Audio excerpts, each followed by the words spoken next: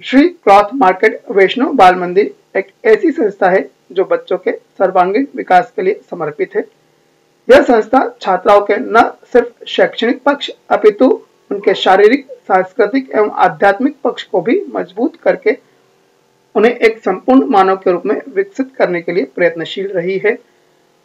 न सिर्फ छात्राओं के अपितु उनके अभिभावकों की समस्याओं को भी दूर करने के लिए संस्था द्वारा हर संभव प्रयत्न किया जाता है। इसी क्रम में बच्चों की फीस के भुगतान में आने वाली समस्या को ध्यान में रखते हुए इस वर्ष कुछ परिवर्तन किए गए हैं। आज के इस व्यस्त समय में अभिभावकों के पास बैंक की लंबी लंबी लाइनों में खड़े रहने का समय नहीं होता है एवं कुछ अभिभावक टेक्नोलॉजी का यूज करते हुए ऑनलाइन पेमेंट करने लगे हैं। इस ऑनलाइन पेमेंट करने में भी समस्या यह आती है कि फीस का पेमेंट अभिभावक कर देता है, स्कूल को भी फीस प्राप्त हो जाती है, परंतु यह पता नहीं पड़ पाता है कि किस बच्चे की फीस जमा की गई है। इसलिए अभिभावकों को एक बार स्कूल फिर आना पड़ता है और उनके चालान फॉर्म पर पेड की सील लगवानी पड़ती है। इसमें भी उनका कुछ समय व्यर्थ जरूर होता है। इस प्रकार की समस्याओं से बचने के लिए इस वर्ष फीस के भुगतान का तरीका बदला गया है। इसमें अभिभावक अपने घर से ही पेमेंट करेंगे और उसकी जानकारी की किस अभिभावक ने किस बच्चे की फीस जमा करी है उसकी जानकारी हमें तुरंत ही प्राप्त हो जाएगी, जिससे अभिभावकों का समय व्यर्थ नहीं होगा और साथ ही उन्हें कई तरह के फीस के चालान के कागज संभालने की भी आवश्यकता नहीं रहेगी। इस साल पेमेंट का एक नया तरीका दिया हुआ है। उस नए तरीके के लिए आप गूगल क्रोम पर जाएं।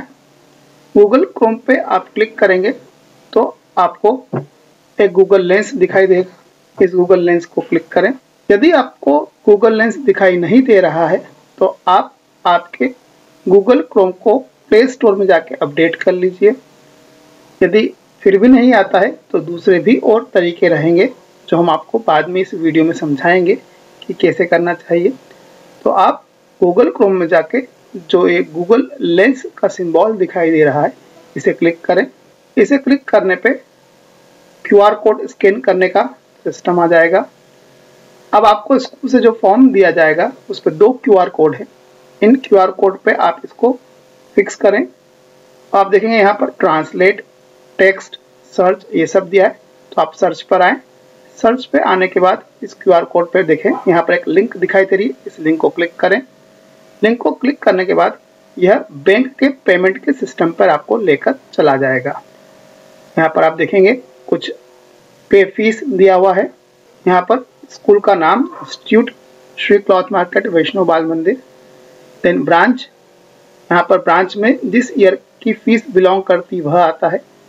देन रजिस्ट्रेशन नंबर, इस रजिस्ट्रेशन नंबर में आप आपके बच्चे का स्कॉलर नंबर डालें और देन कैप्चा जो यहाँ पर दिया हुआ है उसे फिलअप करें।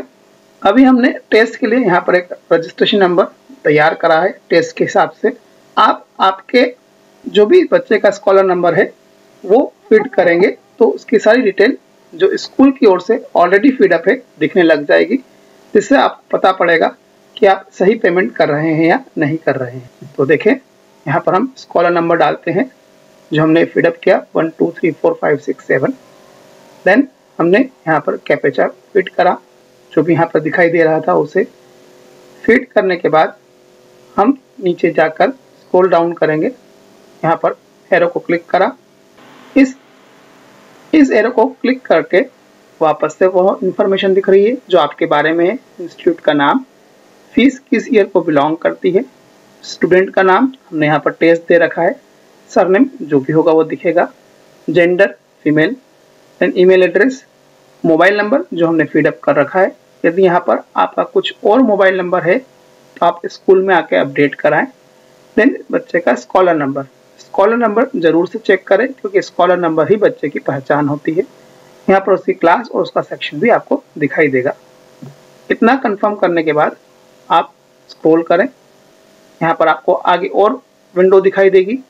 ये विंडो है अपकमिंग पेमेंट, जो पेमेंट आपको करना भी बाकी है। पेमेंट हिस्ट्री जो आप पेमेंट कर चुके हैं दोनों ही यहाँ से दिखाई दे जाएंगे।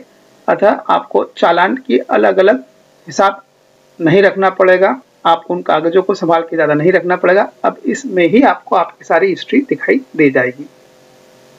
ट्यूशन फीस की इंस्टॉलमेंट जो यहाँ पर सेकंड इंस्टॉलमेंट पे है, थर्ड इंस्टॉलमेंट है, जिसे आप क्लिक करेंगे, आपने यदि क्लिक करा एक को तो एक का अमाउंट आएगा, दोनों क्लिक करेंगे तो दोनों का अमाउंट यहाँ पर आ जाएगा। पे पे क्लिक करेंगे तो ये आपको पेमेंट करने के विंडो पर लेके चला जाएगा। यहाँ पर भी आप देखेंगे स्टूडेंट का नाम दिखाई देगा, सरनेम दिखाई देगा, ईमेल एड्रेस, फीस कितनी पे कर रही है वो दिखाई देगा, रेफरेंस नंबर दिखाई देगा, इसे आप नोट करके रख सकते हैं। और जैसे ही आप प्रोसीड पे क्लिक करेंगे तो यह आपको नेक्स्ट स्टेप पर लेकर चला जाएगा।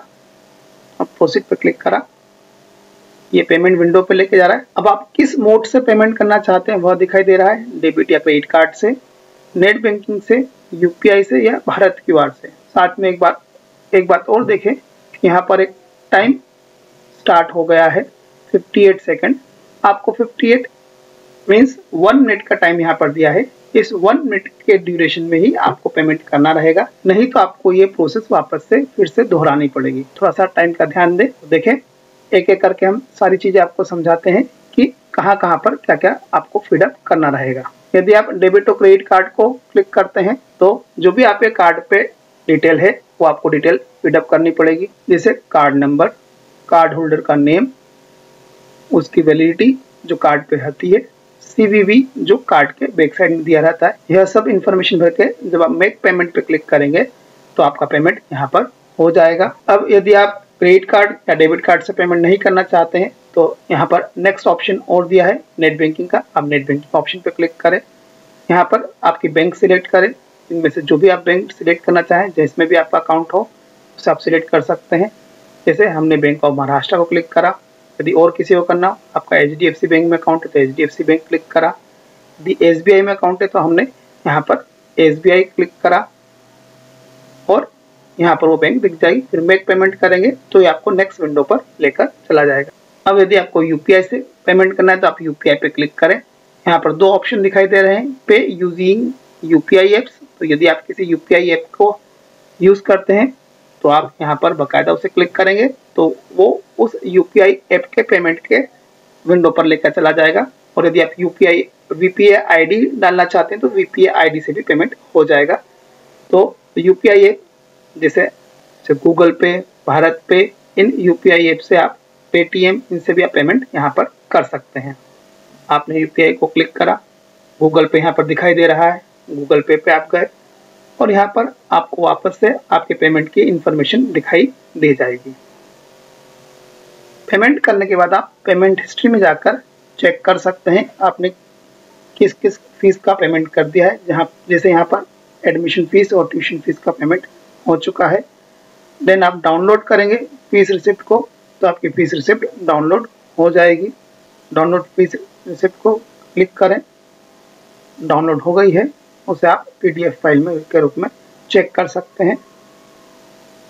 यहाँ पर भी आपकी सारी डिटेल दिख जाएगी कि स्टूडेंट का नाम क्या है, कब कब कितनी कितनी फीस पे कर रखी है, ये पूरी डिटेल यहाँ पर इस फीस के रिसिप्ट पे दिखाई दे दी जाएगी। यहाँ पर इसका एक सेकंड ऑप्शन और है जिसमें आप क्या कर सकते हैं, जो फॉर्म पे सेकंड क्यूआर कोड दिया है उसे क्लिक करें। इसे क्लिक करने के बाद ये 3 डॉट को क्लिक करने पे एक विंडो सामने आएगी।